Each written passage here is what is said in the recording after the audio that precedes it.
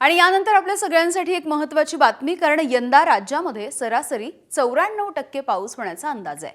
अल निनोचा परिणाम यंदा आपल्या मान्सूनवरती जाणवणार आहे आणि सरासरीपेक्षा कमी पाऊस होईल असा अंदाज स्कायमेट या खासगी हवामान संस्थेने वर्तवलाय। जून ते सप्टेंबर या 4 महिन्यांच्या कालावधीमध्ये 94% मान्सून होईल असा अंदाज आहे। हंगामाच्या दुसऱ्या 6 महिन्यांमध्ये अल निनोची तीव्रता वाढण्याची शक्यता आहे। जून महिन्यामध्ये मान्सून तुलनेने स्थिर राहण्याची देखील शक्यता आहे। मात्र जुलै ते सप्टेंबर या महिन्यांच्या कालावधीमध्ये पावसाची तीव्रता कमी होऊ शकते।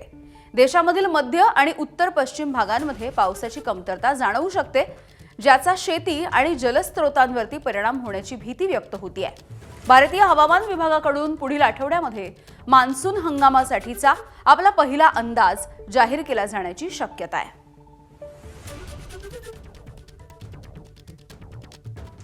तर स्कायमेटचा नेमका अंदाज तरी काय आहे जाणून घेऊया। जून ते सप्टेंबर मध्ये पावसाळी हंगामाच्या उत्तरार्धामध्ये अल निनोचा प्रभाव असेल। अल निनोमुळे पावसाचे प्रमाण घटण्याची शक्यता आहे। जून महिन्यामध्ये मान्सून तुलनेने स्थिर राहण्याची शक्यता आहे। जुलै ते सप्टेंबर मध्ये पावसाची तीव्रता कमी होण्याचा अंदाज आहे। देशाच्या मध्य उत्तर पश्चिम भागांमध्ये कमी पावसाचा अंदाज वर्तवण्यात येतोय। तर यामुळे शेती आणि जलस्रोतांवरती देखील परिणाम होण्याची भीती आहे। केवळ 94% पाऊस होण्याचा अंदाज असल्यामुळे शेतकऱ्यांची चिंता देखील वाढतीये।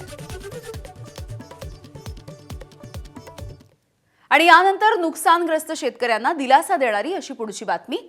अवकाळी पावसामुळे नुकसान झालेल्या शेतकऱ्यांना तात्काळ मदत करा असे आदेश आता मुख्यमंत्री देवेंद्र फडणवीसांनी दिले आहेत। एनडीआरएफच्या नियमाप्रमाणे मदत करा असे आदेश मुख्यमंत्र्यांनी मंत्रिमंडळाच्या बैठकीत दिले आहेत।